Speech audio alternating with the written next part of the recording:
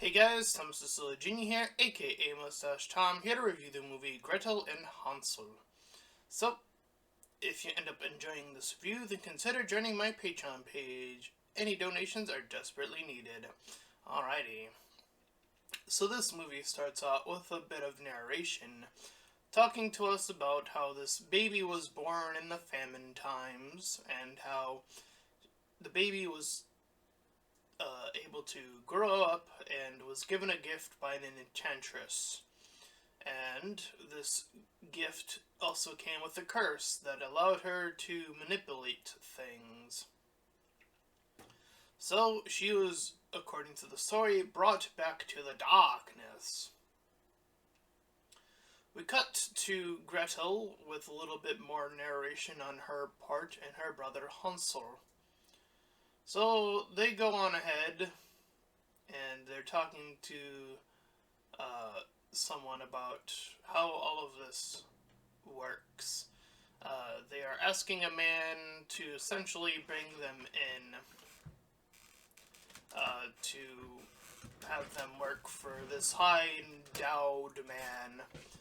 And in his peculiar way, he essentially asked if Gretel was a virgin, with flowery language. She returns home with Hansel, and she goes to her mother, who says that she can't take care of them anymore, and essentially kicks them out. So they go to another building where this weird creature thing attacks them, or at least tackles Hansel. And the creature is taken down by an arrow. So this other guy, this hunter of sorts, takes them in, offers a map and some place to clean up a little bit and be on their way. So the two of them talk about what their dad was like. Assumably, they never really say it, but he's probably dead. Gretel, as they are re-traveling, she sees a shadowy figure in the distance. They move along, as hunger is their, point of interest, as the classical story entails. So they make their way to some mushrooms, and then they eat them. And then they get high off of mushrooms. Kids getting high off of mushrooms. Oh joy. So, they move, after that scene, they move to a fence and they're like walking along it. And Hansel smells some nice cake. So Gretel tries knocking, and then they open the door and look around. And eventually, when Hansel is let in through the window, an older woman takes him out and offers them both an inside treat with food and drink. Drink being milk in this case. A figure, we see also in the distance a figure with longer nails, and as Gretel's looking around to the window, there are like several kids, like we see them in the background. She doesn't notice it. And this headpiece awakens. So Gretel offers to essentially help the woman out, and Hansel is also shown how to sharpen an axe, because that hunter, or like tree chopper, I guess. So she cleans up a bit, and the old woman shows her to a book of her little stuff. So she offers some wine, and Gretel partakes in some wine. And Hansel, in the meanwhile, practices on some of the trees. He plants his axe in his one he's given, and it gets stuck. After the fact, the two kids are like chilling, playing some chess. And the old lady says that there will be a storm a brewing, and sure enough, it starts to rain. So Gretel sees a young girl for a moment and gets up and tries to follow, uh, and sees some corpses, and this is a part of one of her nightmares throughout the movie. So in the morning, she washes some clothes near the bank. She begins narrating about that dream, and she starts to tell Hansel that they should leave, but he seems pretty content on staying, and they eat again. In the process, Hansel chops down a smaller tree and he celebrates because he's doing it. But some noises happen in the distance and they start guiding him in a certain direction. Gretel cleans up and she does something with a cloth, like I guess she like dries it out and then she's like told to grab another, like she freaks out or whatever. It's a odd scene. So she starts peeling a part of the house down when she has some alone time. All the while, Hansel sees a witch-like figure in the distance. So the old woman talks to Gretel about being the provider among the two of them.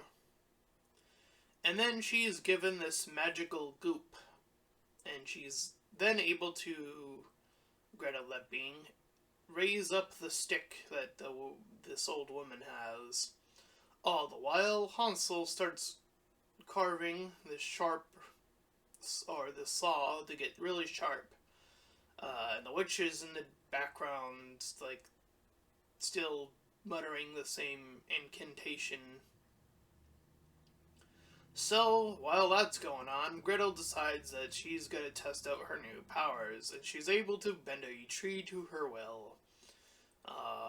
All the while, Hansel's back inside, and Gretel joins him.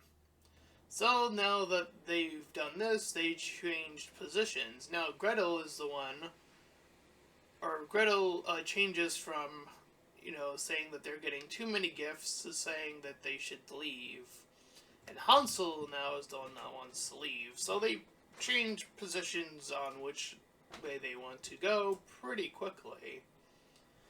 She pulls him outside and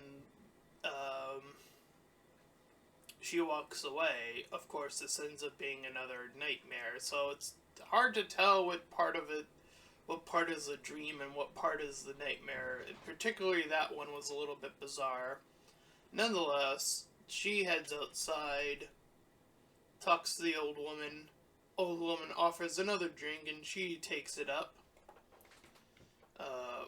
While on her own again, she opens up a passage and finds Hansel staring at a wall.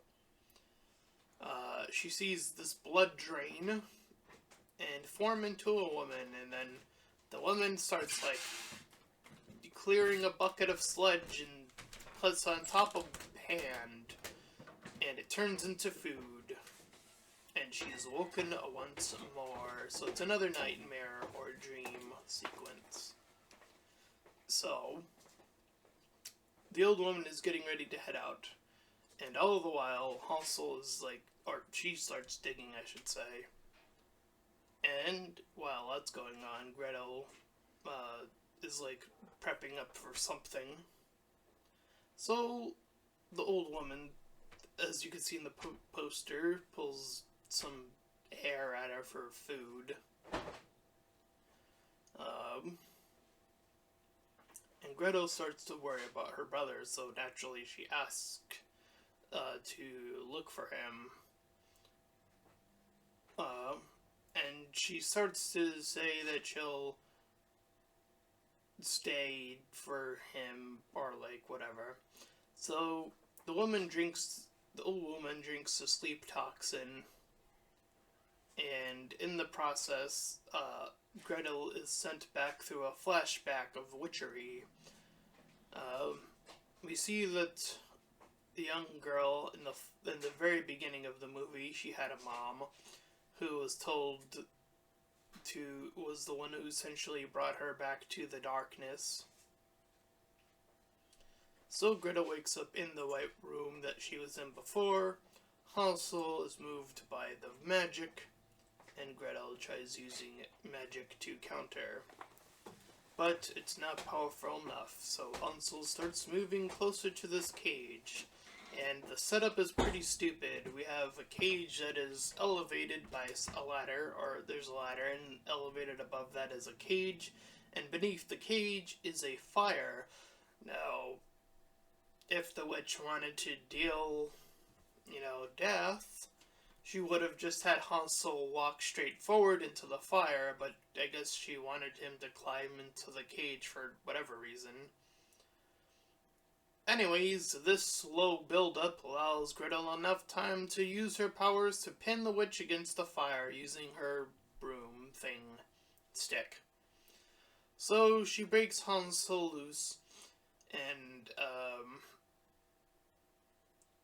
once he reawakens, she tells him that they will go their separate ways.